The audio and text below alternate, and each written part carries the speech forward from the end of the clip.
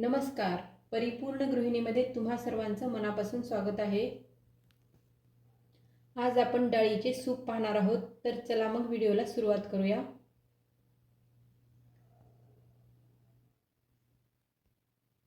सुरुवातीला आपण सूपसाठी जे साहित्य लागणार आहे ते पाहूया.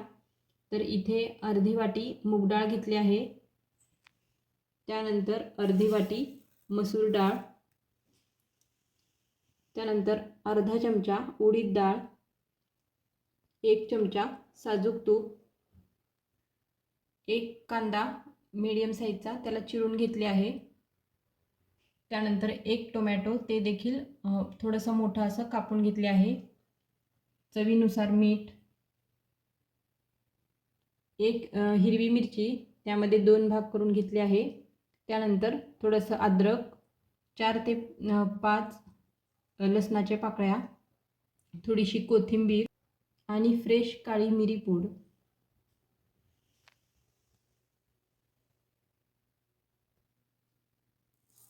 एका बाउलमध्ये ही मूग डाळ, मसूर डाळ,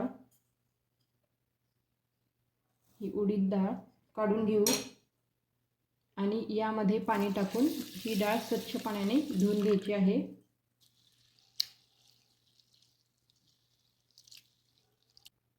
ही डाळ धुतल्यानंतर आपण पाणी काढून टाकलेलं होतं.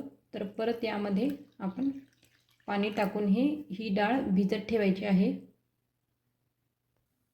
गॅसवर मी कुकर ठेवले आहे आणि यामध्ये टाकूया आपण 1 चमचा साजूक तूप. यामध्ये टाकूया आता आपण एक हिरवी मिरची कट केलेली, त्यानंतर अद्रक,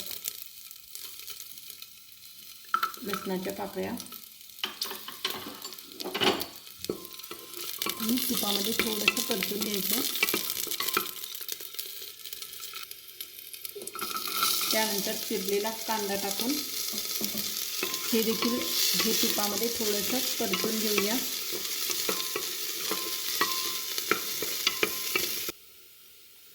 आता थोडंसं परतून झाल्यानंतर यामध्ये आता ही भिजलेली डाळ टाकायची आहे.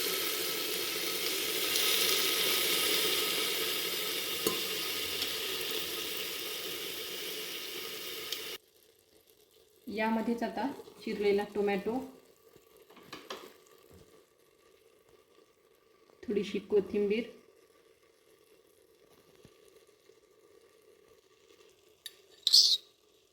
आणि थोडीशी काळी मिरी पूड टाकूया.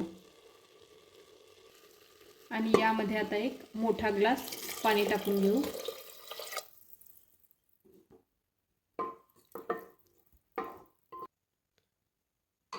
आणि आता याचे झाकण लावून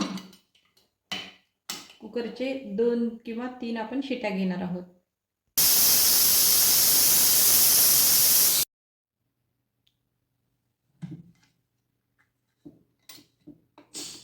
कुकरचे आपण 3 शिट्या करून घेतलेल्या आहेत.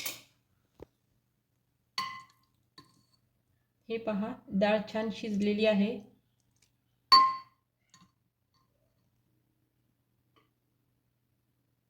आता ही डाळ आपण मिक्सरच्या भांड्यामध्ये टाकून मिक्सर फिरवून घेणार आहोत.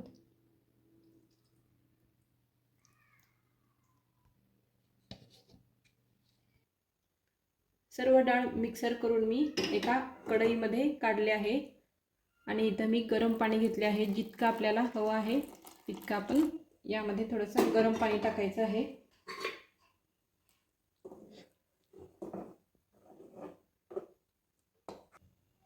यामध्ये आता चवीपुरते मीठ टाकून हे छान असं उकळून घ्यायचं आहे.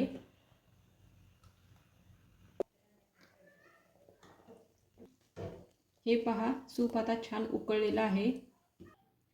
सूप आता सर्विंग बाउलमध्ये मी काढून घेतले आहे आणि आता थोडीशी आपण काळी मिरी पूड टाकूया. गरमागरम डाळींचं सूप आता बनून तयार आहे. तर आजचा व्हिडिओ पाहिल्याबद्दल धन्यवाद.